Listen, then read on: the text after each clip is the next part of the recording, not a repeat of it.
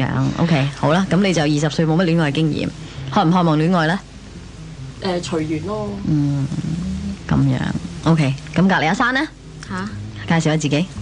又咪20歲，差唔多噶啦。其實有 fans 下，我 fans 差唔多咁嘅歲數。我好慘嘅喎，戀愛啊！點解好慘啊？你好有慘痛經歷咩？慘㗎。係啊。係啊。咩咁慘痛啊？發生係幾多年前事呢？我啊。梗係你啦。好，哎呀唔識講喎。係嘛？你講會唔會講啊？會好激動咁樣啊？唔會。咁得啦。不過都搞笑啫，個個散親都係因為因為咩啊？都係因為 Beyond。係啊。點解啊？因為我咧就係太瘋狂佢哋啦。佢話係喎。我而家你揀 Beyond 跳落水浸親，男朋友跳落水浸親，你救邊個？係咪咁樣？即係類似咁去到。你唔救啊？全部都唔夠啊？唔係，超佢識游水嘅。一手的呢兩個咁樣可能，跟住縱身一跳翻出嚟，你因為再多啲都唔得。就咁樣，就因為 Beyond 而分手。咁我哋咪害咗你？係咯。係好嘅。係咪因為嗰啲都唔係好男子啊？咁佢哋都唔識音樂，做咩嘢啫？即係有共同嗜好啦，好明顯。要㗎。即係同你一樣咁中意 Beyond 啦。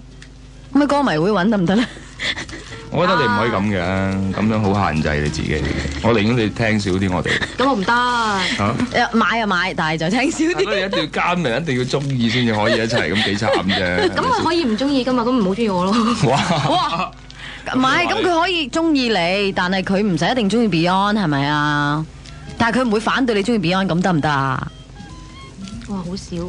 好少都有嘅呢個世界，總有嘅，睇你中唔中意佢啫。佢反對你，咁咪唔可以愛屋及烏咯？佢對方嗰個，即係佢你而家要求對方愛屋及烏啊嘛，係咪？係嘛？即係佢識音樂咪得咯？但係佢識音樂可能都唔中意 Beyond 嘅喎。咁佢識音樂，佢有錯唔得咯？哦，咁樣。得嘅，咁我都知唔係個個中意嘅。哦，即係你都接受嘅呢樣嘢。接受。係啊，唔可以唔中意音樂。係，唔可以唔中意。首要條件係要中意音樂。起碼可以傾到多啲嗬，唔講 Beyond 啊，講第二隊 band 嗬。咁都可以嘅。係喎，係啦。第二隊係咩 band 啊？好多喎而家。係咯。太多啦。太多啦 ，OK。好啦，阿珊就因為 Beyond 而分手嘅，而阿 Paul 就反對佢繼續咁樣生存落去嘅，就咁你諗諗啦嚇 ，OK。跟住阿 Joanna，佢哋兩個好細啊，搞到我好似好大個咁。係咩？咁你咪話自己廿零咁樣咯。廿零啦，24歲。咁啱啱開始拍拖緊。第一次拍拖。係啊。係啊，真係係啊。因為雖然以前都有人追，但係嗰啲唔係咁中意。咁跟住呢個就好中意啦。呢個都算係。係嘛？點樣中意法咧？點樣中意法？哇，好難形容喎。形容你聽下。吓？好難形容喎。咁拍咗幾耐啊？2個月到。有冇成日諗起佢啊？有。我咁啊真係好中意咯。就係咁樣咋？有冇其他？而家有冇諗到佢啊？雖然見住咁3個你嘅偶像，但係你都諗住佢有冇啊？少少啦。少少咋？哎呀！我有起碼有諗啊！自己好大魅力啊！真係講到係真係起碼有諗，不過都好噶啦。2個月就已經諗少少，咁3個月諗多啲，再4個月又諗到好多咁樣。你有什麼難題係嘛？即係拗撬啊，諸如此類咁，佢哋可以幫你解答嘅喎。即係遇到啲男人譬如咁對你嘅時候，你應該點咧？咁樣有冇啊？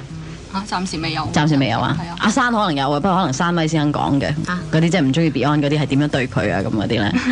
我掟晒啲 CD 落地啊！梗唔得。我驚我一個 CD 飛落街。我哋係咪要睇睇天氣先啊？係嘛？單身仍有。親愛的你，單身女人型。我係羅寶老。我想知道點解黃家強你做咩藐嘴咁望住我啲心理測驗啊？唔係啊，我飲緊檸樂，好酸。係咩？冇理由㗎，真係檸樂冇理由酸㗎，係咪你個人酸咋？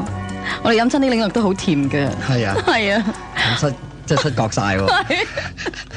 我話你秒我啲心理測驗啊！我幾驚一陣你哋又要自己即係，唔使啦，等我哋嚟做評判，講專家嘅意見俾大家聽，咁就佢係屬於咩女性，你係屬於咩女性咁樣？點解主持人？去啦嚟，得係嘛？開始。好啦，頭先咧第一個問題已經幫阿婆幫我解決咗啦，因為咧3個女營友咧都問我，我哋唔飲咖啡嘅，咁點揀呢？因為第一條問題係問咖啡嘅。嗱，以下各種咖啡之中，你中意飲邊一種？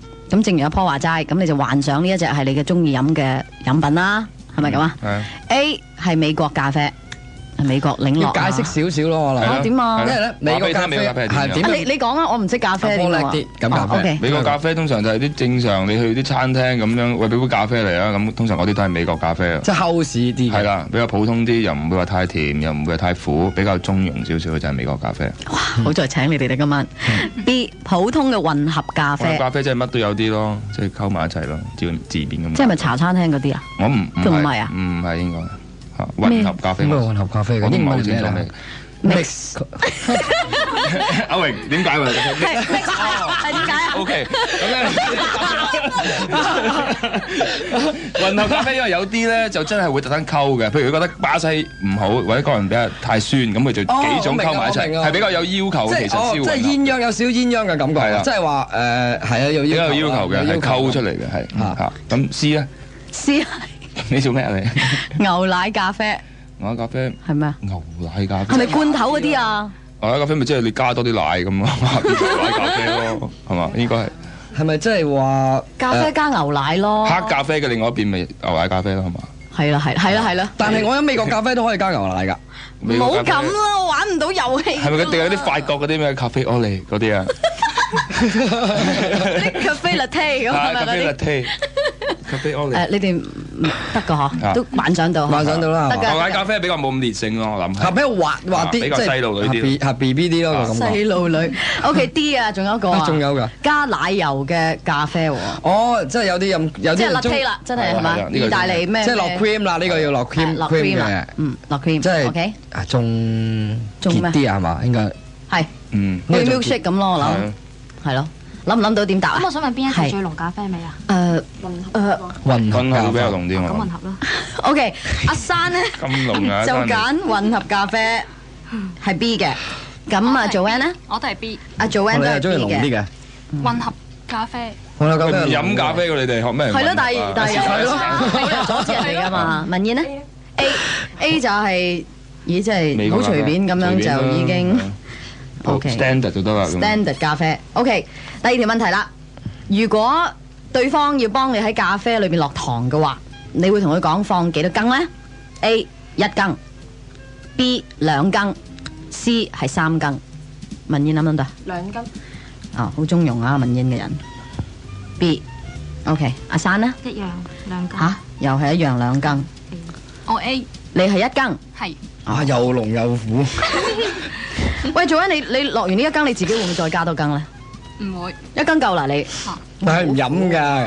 講嘢係嘛？齋 talking。係啊。You drink 齋 coffee，I 齋 talking。好啦，飲咖啡嘅時候，第3條啦，你點攞杯嘅咧 ？A 右手攞住係咪叫托盤喎？托盤係咪即係個碟咧？係個碟咯，咁。係攞住個碟嚇，阿婆示範唔該。咁樣右手攞住，左手飲，係咪左手？係啦，冇講啊，不如即係右手攞住啦嚇。B 淨係攞住個杯，但係咧嗰隻手指咧就一直翹起嘅。咁樣。呢個有杯示範，攞呢個杯，呢個有杯。咁樣，你望住我就係咁樣咯。係啦，貴婦型嗰隻。冇錯。OK，C 手指頭全部彎嘅，拎住個杯，即係揸實啦，好鬼實啦，係嘛？D 睇時候同埋場合而改變，成日都唔同嘅可能。得唔得？Joanne得唔得 ？D 睇情形，即係咧，譬如呢啲杯咁點啫？冇耳仔咁。人哋而家講緊飲咖啡啊嘛。哦，啊係喎，有紙咖啡嘅嗬，紙杯咖啡係喎，係外賣嘅嘛，激死。D 阿珊都係 D。係啊。OK， 文燕 D。誒，第一次大家。唔係喎，你啲紙杯都可以翹手喎，喂，都可以咁樣包住一樣。唔係叫威啊，係主持人啊。啊，主持人，阿 Sandy。係啊 ，Steve。好啦，第4條問題，如果2個人入去冷飲店，我諗都係咖啡室啦啩，coffee shop 啩，只係剩低4張空台，呢個時候你會坐喺邊度好咧？你會坐喺邊度咧？冇答案。係冇圖嘅，係冇圖嘅。 4張空台，一張台都冇喺度。空一張台都冇空台啊，空台啊， 4張空台，你唔問嘅？哎呀，呢條係第5條啊嘛，呢條第4條啊嘛。喂，點答啫呢條？我後邊坐左定右？好煩啊有 A、B、C、D 答啊？冇啊，冇 A B C D。俾4張空台，是但一張咯。係咯，答案一定係是但一張㗎啦，唔係一定係。佢要靠廁所嗰張咁啊？即係類似啦。譬如你會揀是但一張啦，或者你會揀近窗口嘅，近窗口啊，有啲近門口啊，有啲近洗手間啊咁樣咯。有冇答案？近知客過，自然行過咁樣，近窗口。呢個我諗以後有冇近解答。廚房？做 N 近窗口，阿生一樣。一樣都係窗口。係啊，阿文燕有啲近住知客嗰個位嘅喎。文燕近窗口咁係近住入走個位咯。又要窗口跟門口。窗口門口。點解咧？阿文燕，點解你揀咁樣嘅？方便啲，方便走。即係通常都鬧交㗎啦，會飲話茶鬧交嗌酒啊！嗰啲喺門口出邊都可以飲喎，點樣？露天茶咗。哦，OK，突然間咁殺出嚟，我唔知點答你。好啦，測驗有答案嘅。喺飲咖啡嘅時候咧，個杯裏邊印有口紅嘅顏色，即係梗係唔係人哋，即係唔係梗係上手噶啦嚇，或者洗唔乾淨啊。咁你點算呢？ A 唔理佢，唔會啩。B 用手指去擦一擦。C 用 tissue 去擦一擦。D 再飲一口咖啡嘅時候，好有技術咁將佢抹咗佢。喂，點解冇得揀換個杯嘅？冇得換咯，唔該帶個問題兒童出去，唔該。冇得換咯。我係咁等緊嗰個答案，呢個都唔出，一定係全部係一個答案，呢個一定係。唔理佢 A、B 就用指頭擦，C 就用紙巾擦，D 就係再飲咖啡嘅時候，輕輕用個嘴咁樣抹咗佢。係咪全部 C 啊？你哋？文燕，即係用紙巾抹。阿 Joanne 係用紙巾抹嘅。OK。可能都冇理。唔理嚇？哇！你唔理啊 ？A 唔理。唔係咁擺翻低咁喺自己面啫嘛。喂，呢個唇膏喎，唔知邊個嘅喎。自己噶嘛，自己噶嘛。哦，呢個係睇你點樣去演繹嘅啫。人哋唔抹咪唔抹啦，或者算啦。OK，阿珊，如果全部一樣唔好睇嘅。同邊個人去飲嘢嘅啫喎？咁好怪啦，飲下抹，飲下抹。係同邊個飲唔係話買個咖啡。即係如果你同熟嘅人，你就唔理佢。係個杯啊，係個杯整蠱你嘅。唔熟嘅初見面嘅就可能要快啲抹咗佢啦。係啊。咁我其實當一個初唔係好熟嘅人，你會即刻用咩方法抹咗佢咧 ？D 咯。真係有啦，咁樣用個嘴咁樣抹咗佢啊！大家唇膏係真係自己㗎，頭先講。唔係你可以咁樣演繹咯。可以咁演繹。聽嘅時候。難度高驚，我驚呢個專家要炒啊！我覺得。我哋剩翻睇下先，1、2、3、4、5，問咗5條問題啦，我哋剩翻仲有成7條問題嘅，我哋答半之後先再問，好冇？之前呢，費事佢哋搗亂我嗰啲玩嗰啲遊戲，你明唔明啊？佢陸續會入嚟㗎啦，陣間。頭先呢，我哋問咗5條問題㗎咯喎，阿 Joanne、阿珊同埋阿文燕係咪？係。嗱，當你哋咧喺度已經搞緊啊 Beyond 幫你簽名嗰啲紀念品嘅時候咧，係咪好開心咧？係。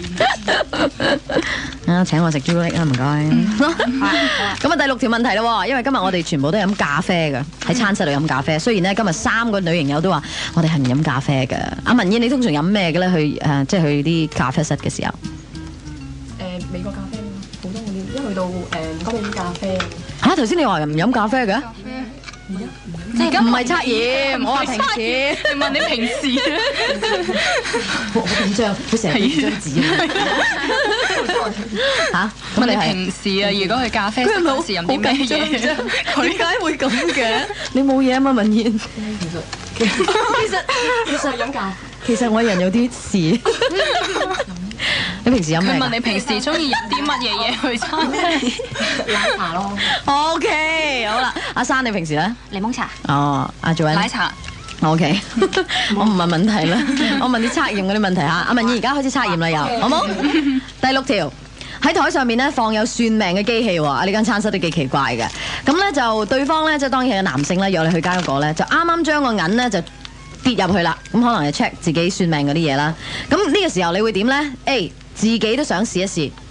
B 因為覺得無聊，所以你唔做啦。C 你就話，唉，算啦，咁樣。咁會點咧 ？A、B、C 啫，3個。我想問下，算嘅意思係乜嘢啊？即係咪你自己算咯？算命啊，自己算。係啊，我唔算噶啦。我揀 C。好阿 Joanne 就揀 C 嘅。即係人哋佢自己食。阿珊揀 A 嘅。阿文燕揀 A，我都係 A 喎。係嘛？阿珊又係 A，即係自己又試下，即係等佢試完之後你自己試。OK， 好啦，今次要睇圖啦，每人台面有張圖噶啦。第7條，你覺得同對方一齊坐嘅時候，咩位置比較好啲呢？ A 呢就係打對面坐嘅 ，B 呢就係排坐 ，C 呢就好似我同阿家強咁樣對角坐，雜角係冇錯。你會揀邊個？好，阿 Joanne 揀 A， 咁阿珊呢 A 都係揀 A 啊？係啊。都係約會嗰啲 feel 嚟㗎啦，咁樣嗬，對面坐就撐台腳啊！對面嘅女孩係文燕。C 啊。阿 C 就雜角啦，係咪即係咩？文燕就雜角啦。雜角。你揀咩？我揀排坐。阿世榮揀咩？我揀 C 即係雜角。我咧？最好係睇環境咯，睇食咩咯。食咩啊？牛扒咧？食牛扒面對面咯。哦，食麵咧？OK 咯。如果冇化妝咪排坐。哦，咁樣。雜角係點咧？講數嗰陣時啊？雜角似講數，基本上。分手係嘛？好似要話。係啊。係咯，雜角好怪怪地。啲咪似雜角有啲怪咯。我覺得係。好啦，第8條喺 coffee shop 裏邊，佢搞錯咗你個杯，咁佢就拎起你個杯嚟飲。咁啱啱要飲嘅時候，你會點咧 ？A 你會話：哎呀，呢個杯係我嘅，就阻咗佢先。B 俾佢飲埋先啦，因為你都唔再飲啦。C 等佢飲完之後就話俾佢聽，個杯係我嘅。我 C 都幾做戲嘅啫。我揀 C 啊。好啊，冇問題嘅。 C 幾好喎。哦，係嘛？你揀 C 啊？我揀 C。梗係咁噶啦，你係你嘅，你同佢拍拖噶嘛，係咪先？梗係咯，梗係咁噶啦。唔好影響佢哋。好，阿珊 C， 阿珊都係 C， 係真係影響咗。文燕呢 A 啊。係咪特登揀唔係㗎？真係揀 A？其實我揀 B 嘅，其實係。你其實揀 B 啊？係 B 啊。A 定 B？ A 定 B 啊 ？B，OK。B 係俾佢飲咯，但係因為你都唔飲㗎啦，但係你唔出聲。唔飲咁追。飲我唔飲佢喎。B。OK。咁跟住第9條啦，又入到去 coffee shop 裏邊，個侍應生咧就成日都唔嚟，咁個男仔梗係有啲開始急啦，係嘛？咁呢個時候會點咧 ？A 你勸佢喂一齊走啦，算啦，唔鬼理佢啦咁。B 好大聲咁幫佢嗌唔該 waiter 咁樣。C 叫佢大聲啲嗌個 waiter 過嚟埋單。D 繼續陪佢一齊等落去。等陣咪走噶啦。唔係啱入去嘅。啱啱入去啊！入去啊！即係等位啊！我揀 C。OK，Joanne 咧就叫個男仔大聲啲嗌人。叫佢嗌。哦，就叫佢嗌得啦，自己就嗌啦。文燕 A 就走啦，橫掂冇位冇人理我哋啊，走啦咁啊，係嘛？去第二間啦。好典型睇到，成日我啲餐廳都見到，走啦，冇位啊，走啦。阿珊咧，但係走好遠嘅喎。點會魚啊？去第二間啫嘛。出翻去入咗去又唔食嘢，咁你走啊？係啊，都未有位。咁啊，咁走食咗嘢先走咩？食嘢都要走。佢成日咁喺度等好耐啦。係咁啊？點啊？珊 A 咯 A。OK， 一齊走。點啊？西榮，你揀邊個？我諗等落去。我睇佢好唔好食咧。你點知啫？人哋睇人哋點知好唔好食啫？即係如果嗰間好出名嘅，喂係朋友喺度介紹，喺嗰度食嘢好食嘅，哇要等好耐咁等下咯。哦，咁樣睇下個價值有幾大。視乎情況。跟住喝佢埋嚟咯，大聲。你喝，可唔可以叫隔離嗰女伴喝？你喝。阿婆咧？我去揾佢咯。喂，過嚟啊！你唔喝。如果叫極都唔聽嘅，係咪有心先？係咪先？咁我走去問佢，喂，唔該哥哥。OK。第10條。離開咖啡室嘅時候，佢準備要俾錢啦，但係打開銀包嘅時候一睇，發現錢唔夠，呢個時候你會點做呢？ A 咁你就話冇所謂啊，等我俾啊。B 覺得佢好可憐，所以呢就各自俾。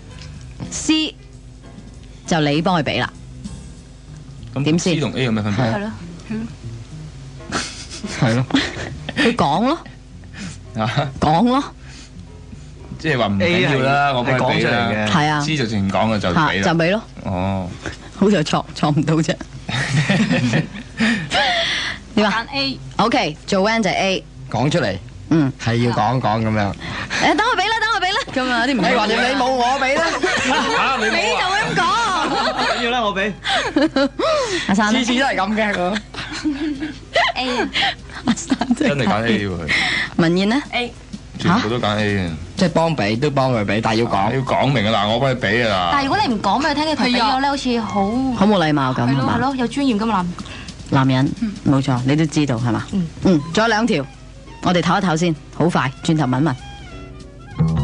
單身仍有唔係啊，問唔曬你明唔明啊？係咁飲嘢，係咁飲嘢，我都食件餅飲到口。佢已經冇錢俾啦，頭先打開銀包冇錢俾咯。你想食件餅，眼間整件餅你食咯，好冇？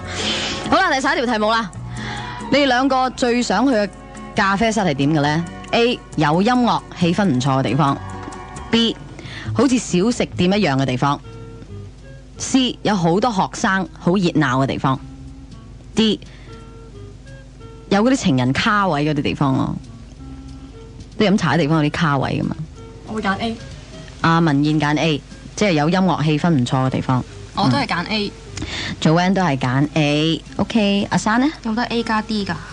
吓？咁咪 A 咯。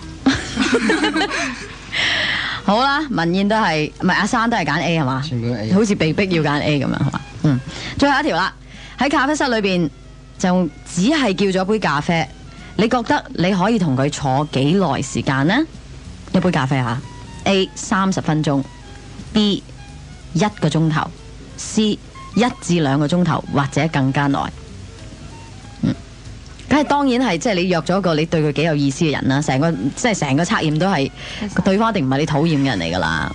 我諗下呢個阿 Joanne 答先啦，阿 Joanne 呢2個月都成日坐喺咖啡室嘅係嘛？揀 C。1-2個鐘頭或者更加耐都話嘅咧，越長越好咯。係啊，冇眼隻喎，冇眼隻，梗係咁嘅啦。跟住係雙計啊，邊度啊？靜飲啦你。邊度咖啡室有雙計㗎？我唔知啦，係咁靜飲雙計啊。有冇 refill 㗎先？有啲咖啡室有，不過唔知呢間有冇，未講。阿珊坐幾耐你估？15分鐘。呢個問題。揾唔到答案就點解冇15分鐘嘅？嚇 C 都係好耐㗎啦。越坐得越耐越好，冇諗住一間。但係你係咪已經走咗啦喎？你仲坐啊？一個人都坐。你都冇講頭先。咁樣屈阿珊啊，真係。文燕一個人坐諗嘢得唔得啫？好文藝咁諗。B 就1個鐘頭到啦，係嘛？你個腦裏邊係咪諗住即係坐一陣就去睇下戲啊、行下街咁樣？可以咁講嘅。係嘛？好啦，咁樣我哋需要少少時間歇一歇。有冇個 OK， 唔係聽首歌先，我計分啊，我啲分數好差，你明唔明啊？嗰陣時候揭曉你哋嘅分啊，好唔好啊？係嘛 ？OK， 我哋每一次一歇嘅時候咧，都有嘢過嚟簽嘅，點解咁簽晒未啫？未啊？需唔需要一間仲俾首歌你播埋落去簽埋啊？好啊。係咪㗎？你仲爭幾多到啊？阿珊係嘛？簽晒啦係嘛？我反應遲鈍。係真係係因為對住佢哋係嘛？唔係啊。嚇？好啦，一間先整嗰啲嘢。好啦，唔係啊，主持阿黃冠章要走噶啦，係咪？好啦，嗱，文燕同埋阿珊呢，分別咧都得到37分嘅，即係屬於喺呢個測驗嚟講咧，係屬於第4類型嘅。咁而阿 Joanne 呢，就係得30分嘅啫。Joanne 呢，就係屬於第3類型嘅。咁啊，先講咗啲第1、第2先啦，好冇？第1、第2呢，原來呢就係消極型嚟，第1係消極型嚟嘅，分數呢就係7至14分，好少分嘅。佢呢對中意同唔中意男性反應完全都唔同嘅。如果係同自己有啲意思，又即係傾偈嘅時候有啲即係感覺嘅呢，佢咩都可以講得出口嘅。咁但係呢，跟同自己對有好感嘅男性講話嘅時候呢，就咩都講唔到噶啦。即係話平時嘅男仔佢就好流暢嘅講嘢，一對一啲自己有意思嘅男仔呢，就完全講唔到嘢嘅。咁於是呢，佢係屬於消極型嘅。咁如果呢一種女性呢碰上花花公子型嘅呢，就一啲辦法都冇噶啦。咁最好對方呢係識啲咩呢？就係老實型嘅男仔。咁如果你係屬於呢個類型嘅呢，你最好識啲老實啲噶啦，就唔好用心去識破人啊，嗰啲有詭計啊，或者花花公子類型嗰啲啦。即係你哋個個都唔係啦，係嘛？冇啊呢度。類型2嘅呢，就係一種好有女人味嘅女性嚟嘅。呢種女性咧喺飲咖啡或者打電話嘅時候咧，舉止同埋動作都好優美嘅。可能頭先阿坡示範嘅，即係乜都撐開晒手指，食煙咁樣，好長支煙嗰啲係嘛？嗰啲女嘴咁。同男人傾偈嘅時候咧，佢最好咧努力使自己面帶笑容，同埋每一次咧都笑到露出牙齒嘅。咁呢一種人呢，就單純嘅男性咧，必定會為佢出神。如果有咩煩惱呢，佢就應該咧即刻講俾男性聽，因為佢有女人味啦，咁所以同啲男性一講起嘢上嚟呢，個男仔一定就係神魂顛倒噶啦。咁所以呢，如果你係屬於呢個類型嘅人呢，好有女人味嘅話呢，你用呢一種方法呢，男性一定即係俾你氹得好開心嘅。好啦，你哋期待得咁辛苦呢，我就快啲要講啦。Joanne 呢就係類型3嚟嘅，就係嗰種俾男性會隨時隨地記得你嘅。即係你嘅方法咧，就一定要令到佢成日記得你。嗱，雖然你記得佢少少下今日，但係你咧就要令到對方咧成日記得你啦。方法係點咧？為咗俾佢隨時記得你咧，你最好送佢具有你形象嘅東西啦。明唔明啊？就唔好送嗰啲即係玻璃，係咪嗰啲叫水晶吉他？唔 sorry 嚇，唔係玻璃，係啦，水晶盒係啦。換句話講咧，就送佢只係第一眼睇一眼之下咧，佢就會記得㗎啦。我諗最典型都係女仔都係送自己幅相啊，一齊影嘅相啊，或者係嗰啲而家好流行嗰啲 sticker 啊，即影即有相啊，諸如此類嗰啲啦。總之越大越好，你個樣就一定要帶住，咁呢，佢就會記得你啦。仲有呢，就係啦，要放喺身邊啦。仲有佢話呢，就一定要將你嘅名呢，就寫埋喺幅相度。又或者呢，你唔送相，你覺得好似好露骨咁，又得，你可以送一條手巾仔。然後寫咗你嘅名上去嘅，露骨，有露骨咩？送相唔係露骨啲咩？手巾仔係咩？好老土喎，咁假嘅，係咯，使唔使掉喺地？係咯，咁老土嘅，嗰啲係絲巾，嗰啲係絲巾啊嘛，好老土嘅嗰啲。啊，仲有啊，如果你兩個人一齊去間餐廳，咁你見到個火柴盒，得啦，你就寫低你嗰日嘅日子、時間，諸如此類，感想，又送俾佢。好台灣咁招。你喺台灣邊個送俾你啊？冇感覺喎，嗰啲紙盒咧，嗰啲飲品係台灣先有係嘛？係啦，啲飲品裏邊有首詩喺度嗰啲咧。係咩？係啊，每個紙盒上邊都有首詩喺度，你喺度飲又讀㗎，好浪漫咁樣㗎。一路飲一路講啊！係啊。有冇笑㗎啲人？我唔知啊。係咩？係嗰啲係咁嗰啲紙板。啲生活點滴咁樣。係啊係啊。你哋有冇去過？你買71買即係你便利店，你買嘢飲嗰時會買到呢啲咁嘅飲品嘅係啊。哦，咁樣。係台灣嘅。得啦喎，嚇知唔知啊？知道。用呢啲方法。做咗啦，分分鐘啲嘢。攞銀包睇下有冇貼紙相喺度。冇啊，我唔影貼紙相嘅。點解啊？幾好玩啊！貼紙相係咪啊？整個印咯，係咁喺佢頭度印有啲印㗎嘛，印佢面咧。OK，咁啊第4類型即係文燕同埋阿珊咧，你哋咧就係好性感嘅人嚟嘅。性感嘅，用咩方法吸引男人好啊？真係覺晒。因為你哋係極富女性嘅魅力，最能夠令男性為你而瘋狂嘅人嚟嘅。咁喺美國嚟講咧，喺啲開放嘅城市嚟講咧，呢一種女性咧，大部分都將自己打扮得好性感嘅，尤其是咧喺眼睛同埋口部嘅化妝方面。係充滿咗女性嘅魅力嘅。阿珊嘅嘴油得幾紅嘅，阿珊嘅嘴。阿珊嘅嘴油得幾紅嘅今日都。嗱，如果你再將自己扮得性感啲咧，男人咧就會成為你嘅俘虜啦。不單止化妝方面，其他嘅動作啊、表情啊，你可以想一想，因為你咧會表達出一種性感嘅感覺。OK？呢個其實擺過度啊。但係咁，但係呢一種性格嘅人咧。如果你哋有咩唔開心嘅話咧，馬上就可以從你嘅表情睇得出嚟噃。咁所以咧喺你性格上咧，呢種係弱點啦。死啦！死啦！唔緊要，保持性感得㗎啦，保持性感得㗎啦。係死啦！係啦。弱點唔緊要。最後嗰類型咧，雖然大家都唔係啦，就即係好多分嘅嗰個，一定去到55分啊，接近咁樣。總括嚟講咧，呢種咧就係若無其事接觸對方身體嘅方法咧，就最好嘅。咁呢種人嘅性格咧，就非常之有強烈嘅身體語言嘅。咁如果佢一定要握手啊、接觸啊、擁抱啊，先至可以令到對方感受到佢一種即係嗰種策略嘅，咁就好容易識到男仔咁話喎，得唔得？今次準唔準啊？我諗做緊個動作。嚇？點解啊？因為你覺得佢似啊？唔係似咯，我覺得佢會令到男仔會好記得佢咯。係嘛？就係用嗰啲佢未必用嗰啲方法，但係我諗佢自己有方法咯。係嘛？你有知道？佢睇到啊！知道你用 read 到你細個嗰啲相。哦。佢唔用貼紙相。哦。係咪？係咪啊？嚇，係用過以前嘅相咯。嚇！咁犀利嘅你！咁阿山方面又點啊？專家嚇？阿山方面你頭先性感嗰啲啦，係啊，係啊。覺唔覺得？文意邊度啊？即係我諗性感，其實女人如果你要性感嘅時候，就好容易即係達到目的㗎啦。你一用性感呢一招嘅話咧，其實都好容易達到目的。即係化妝同埋喺衣着方面比較性感嘅時候。我話個個用得着嘅呢招其實。係啊，你唔感性嘅都咪性感咯。係啊。